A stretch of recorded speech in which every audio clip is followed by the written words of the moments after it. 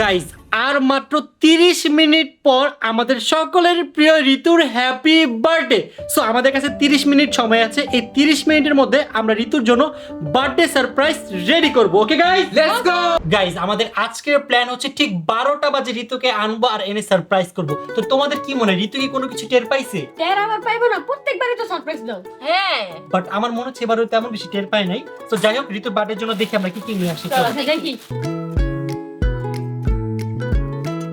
কি জয়, পারবো না নাকি? পারলে এটা ফুলে দেখাও তুমি। গাইস দেখো কি সুন্দর করে ফুলাইছে। চলি গাইস আমাদের সবগুলো বেলুন ফুলানো শেষ আর আমাদের হ্যাপি বার্থডেও রেডি।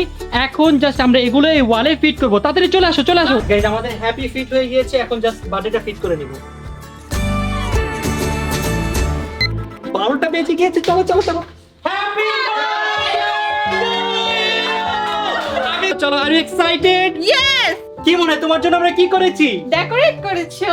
এই দেখো, হ্যাপি বার্থডে! এত কিছু করছো, কেক আনতে ভুলে যাবা? ইম্পসিবল না, আমি কেক কাটবো না। সত্যি কেক আনতে ভুলে গেছি, বিশ্বাস করো। কাটতে হবে। কেকটা কিউট আছে। তো তুমিই কাটো। আরে কাটো।